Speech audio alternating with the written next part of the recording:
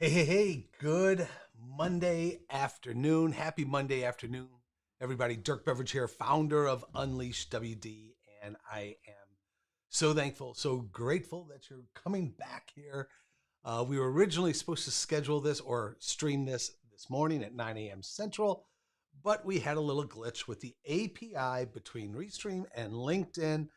I have no idea in hell what that means, but we had to click a button and we are all fixed. So welcome back. I am excited about starting a new series. After the last 2 weeks, when we came together for 10 days, looking at the 10 lessons that we pulled from COVID and how we can use those lessons going forward.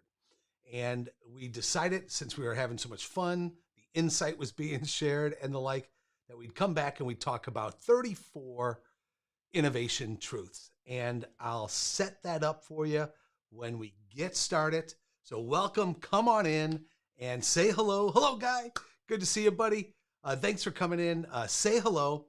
And when you do, I'll be sure to say hi back to you. But we're going to get started with our first of 34 innovation truths in 2 minutes.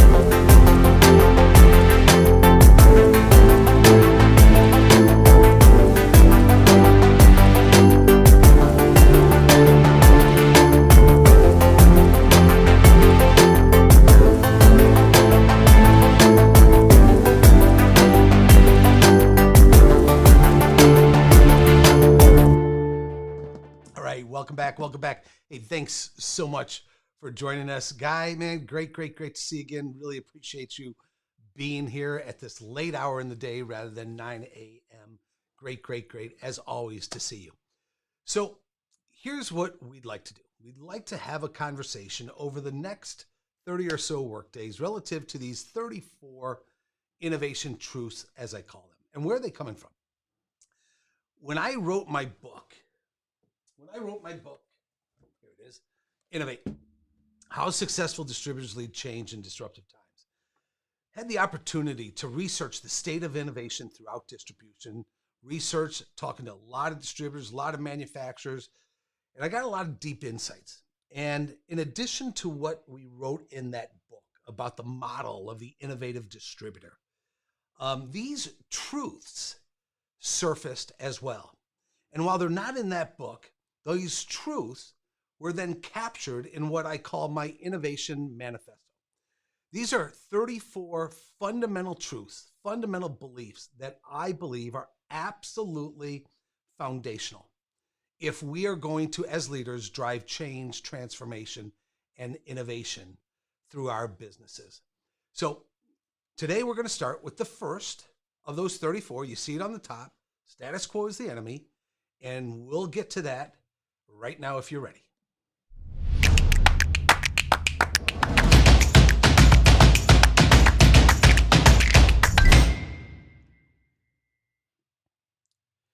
So again, as we go, I'd love your insights on this. All right. So the first innovation truth is that status quo is the enemy.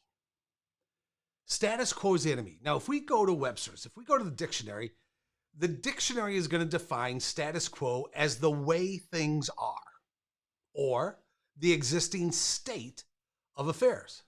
Now, I don't know about you, but what I fundamentally believe, now I'm even going to say, I don't know a lot, but I'm going to say this, that if we allow our business, our organization, our team to remain static, to remain in the current state of affairs, I'm pretty sure, I know that we are in basic fundamental trouble.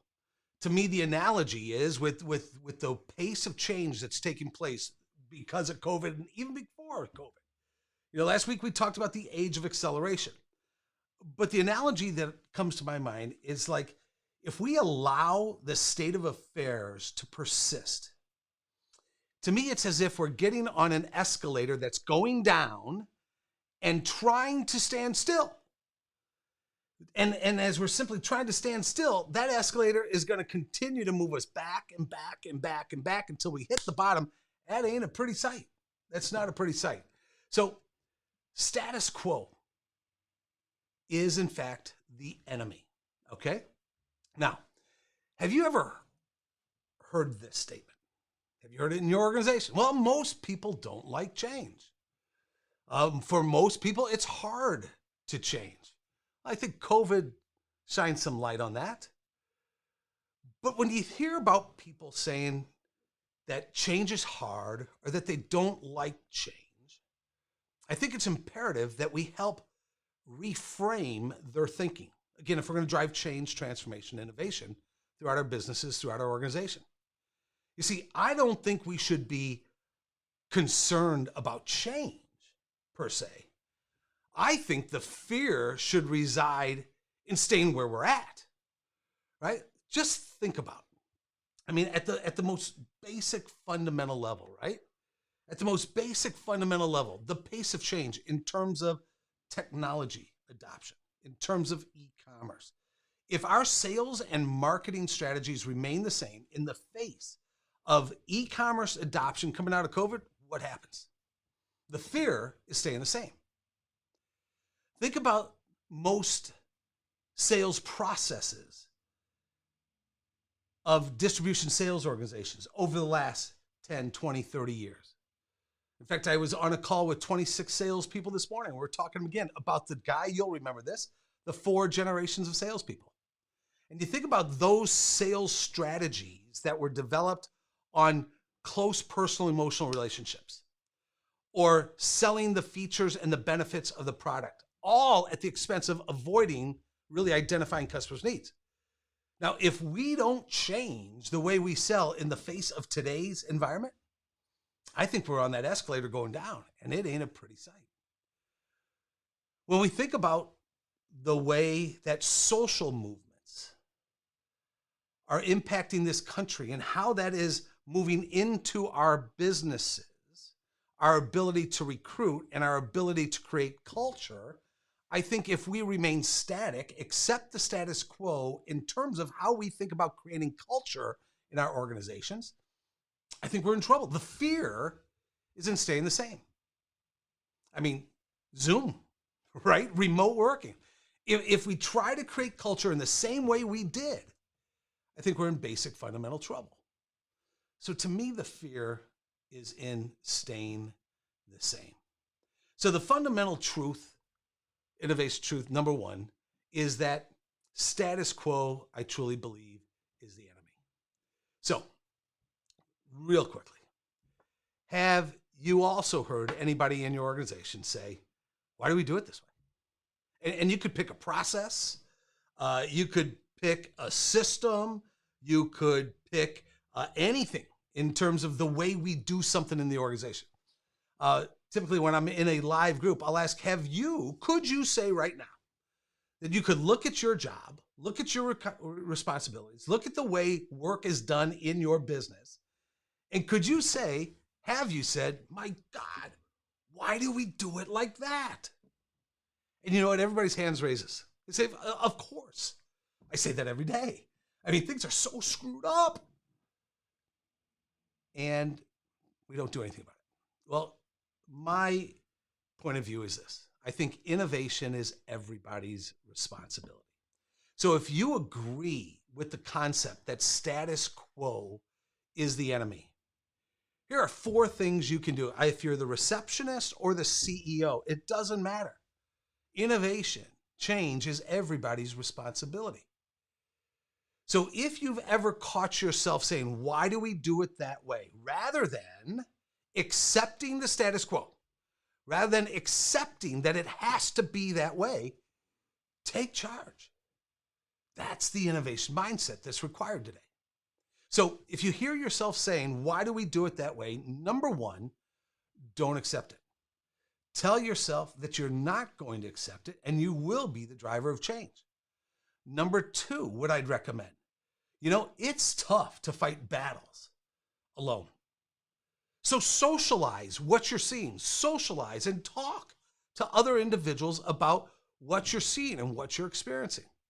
I was on a call this morning with some individuals in our Power Together program. And one of my guests talked about how through COVID, the Zoom meetings were back to back to back to back. And here the parents are home, homeschooling their kids with Zoom meetings back to back to back to back. And lunchtime was there and we had to get the kids fed and all that. But there were meetings back to back to back to back to back. Everybody knew it was screwed up. Everybody knew it was wrong.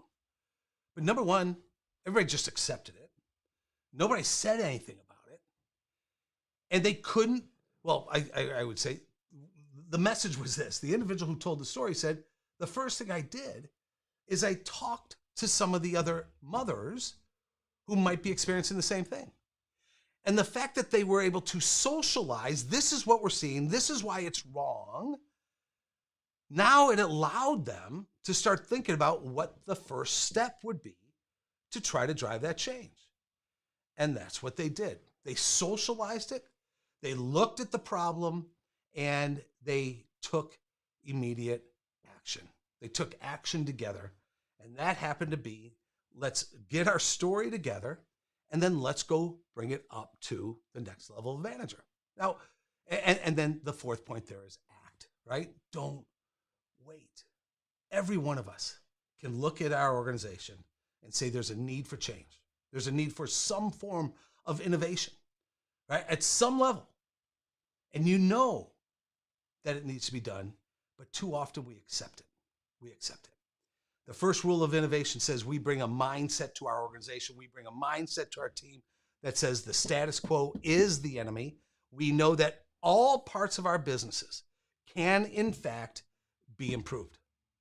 And it's everybody's responsibility to look for those areas of the current state of affairs that doesn't make sense. And there are things that don't make sense in accounts receivable. There are things that don't make sense out on the warehouse floor.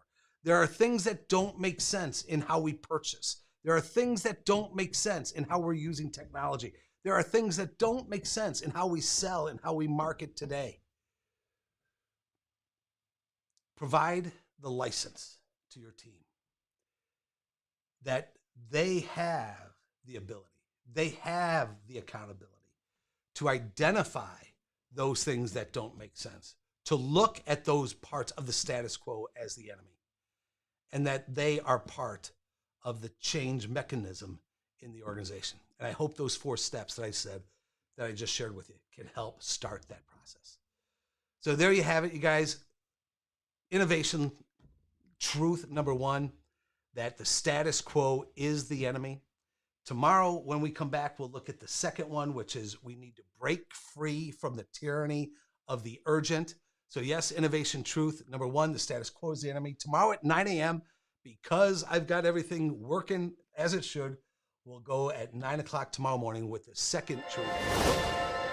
Whoop, I jumped the gun there with the second truth, which is that we're going to need to break free from the tyranny of the urgent, something that stops change, transformation, innovation in organizations every single day. We'll talk about that briefly tomorrow as well. So everybody, thank you for joining us. Ted, I see you there, man. Thanks for joining us. Guy, thanks for joining us. Everybody else, thanks for joining us. I will see you tomorrow at 9 o'clock in the morning. Thanks, everybody.